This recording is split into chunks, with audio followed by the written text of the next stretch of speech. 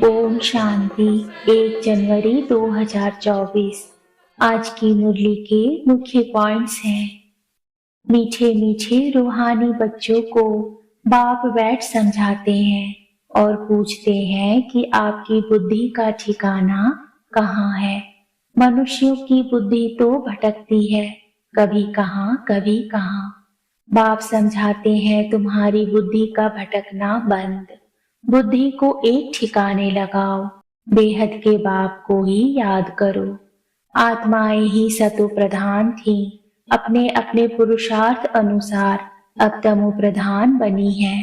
फिर बाप कहते हैं सतो प्रधान बनना है, इसलिए अपनी बुद्धि को बाप के साथ लगाओ।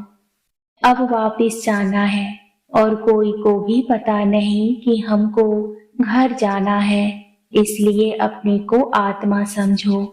आत्माओं को ही वापिस जाना है, शरीर तो जाएगा नहीं। बाप जो श्रीमत देते हैं उससे ही तुम श्रेष्ठ बनेंगे।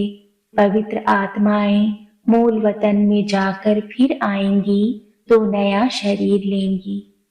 पतित से पावन बनने की और उस पर चलने की सबसे अच्छी और कितनी सहज मत बाप देते हैं कि सिर्फ मुझ बाप को याद करो तो तुम्हारे विकर्म विनाश हो जाएंगे। बाबा कहते हैं बच्चे तुम ही आदि सनातन देवी देवता धर्म के थे, हीरे मिसल थे, फिर 84 जन्म भोग कौड़ी मिसल बन पड़े हो। स्टूडेंट जो अच्छी पढ़ाई पढ़ते हैं वही उच्च पद पाते हैं, यह भी पढ़ाई है। तुम कल्प कल्प ऐसे ही पढ़ते हो, बाप भी कल्प कल्प ऐसे ही पढ़ाते हैं। जो टाइम पास हुआ वह ड्रामा अनुसार ही बाप की और बच्चों की एक्ट चली। ड्रामा बिगर कुछ होने का नहीं है। यह जो लड़ाइयाँ आदि लगती हैं, इतने मनुष्य आदि मरते हैं, यह सब ड्रामा में नूंद है। जो पास्ट हुआ वह फिर रिपीट होगा, ड्रामा में कम जास्ती हो नहीं सकता। जो कल्प पहले पढ़े थे वही पढ़ेंगे। हर एक की चलन से साक्षात्कार भी होता रहता है कि यह क्या पढ़ते हैं, क्या पद पाएंगे। कितना हमारा योग है, राजा रानी प्रजा सब बनने वाले हैं। अच्छी रीति नहीं पढ़ेंगे, दैवी गुण धारण नहीं करेंगे तो पद कम हो जाएगा। अच्छे व बुरे कर्म जरूर सामने आते हैं। अच्छी सर्विस करते हैं, समझो अचानक एक्सीडेंट हो जाता है तो जाकर अच्छे कुल में जन्म लेंगे, बहुत सुखी रहेंगे। जितना सुख बहुतों को दिया है उतना उनको भी मिलेगा, यह कमाई कभी जाती नहीं है। बाप कहते हैं हर एक को अपनी उन्नति का ख्याल करना चाहिए, पढ़ाई से कभी रूठना नहीं है। कोई से अनबन होती है तो पढ़ाई नहीं छोड़नी चाहिए। पढ़ाई से लड़ने झगड़ने का ताल्लुक नहीं है।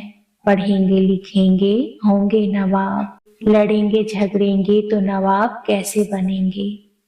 तुम राज ऋषि हो, ऋषि पवित्र आत्मा को कहा जाता है, शरीर को नहीं कहेंगे। आत्मा है ऋषि, राज ऋषि। राज्य कहाँ से लेते हैं? बाप से। तो तुम बच्चों को कितनी खुशी रहनी चाहिए, हम शिव बाबा से राज्य भाग्य ले रहे हैं। अब तुम जानते हो वह है सुख धाम मना स्वर्ग, वह है शांति धाम मना परम धाम, यह है दुख धाम मना कलयुग। और तुम अभी संगम पर हो जहाँ सृष्टि के आदि मध्य अंत का ज्ञान ले रहे हो। यह राजयोग की नॉलेज सिवाय बाप की कोई सिखला न सके। बच्चे सीखते जाते हैं, बच्चे पूछते हैं हमारे कुल के ब्राह्मण कितने हैं, यह पूरा पता कैसे पड़े। आते जाते रहते हैं, अभी नए नए भी निकलते रहते हैं। अच्छा, मुरली का सार है, मीठे बच्चे तुम राज ऋषि हो, तुम्हें राजाई प्राप्त करने के लिए पुरुषार्थ करना है, साथ साथ दैवी गुण भी जरूर धारण करने हैं। आज का प्रश्न है, उत्तम पुरुष बनने का पुरुषार्थ क्या है, किस बात पर बहुत अटेंशन चाहिए। उत्तर है, उत्तम पुरुष बनना है तो पढ़ाई से कभी रूठना नहीं, पढ़ाई से लड़ने झगड़ने का ताल्लुक नहीं, पढ़ेंगे लिखेंगे होंगे नवाब, इसलिए सदा अपनी उन्नति का ख्याल रहे। चलन पर बहुत अटेंशन चाहिए, देवताओं जैसा बनना है तो चलन बड़ी रॉयल चाहिए। बहुत बहुत मीठा बनना है, मुख से ऐसे बोल निकले जो सबको मीठे लगे, किसी को दुख ना हो। धारणा के लिए मुख्य सार है, पहला अपना दैवी कैरेक्टर बनाना है, दैवी गुण धारण कर अपना और सर्व का कल्याण करना है, सबको सुख देना है। दूसरा है सतो प्रधान बनने के लिए बुद्धि एक बाप से लगानी है, बुद्धि को भटकाना नहीं है, बाप समान टीचर बन सबको सही रास्ता बताना है। आज का वरदान है, चलते फिरते अपने द्वारा अष्ट शक्तियों की किरणों का अनुभव कराने वाले फरिश्ता रूप भव। जो बहुत कीमती मूल्यवान बेदाग डायमंड होता है, उसे लाइट के आगे रखो तो भिन्न भिन्न रंग दिखाई देते हैं।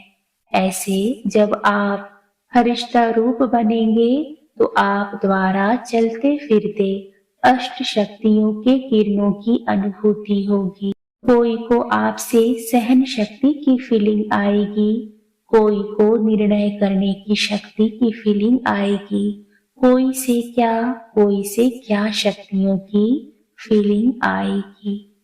आज का स्लोगन है, प्रत्यक्ष प्रमाण वह है जिसका हर कर्म सर्व को प्रेरणा देने वाला है। ओम शांति।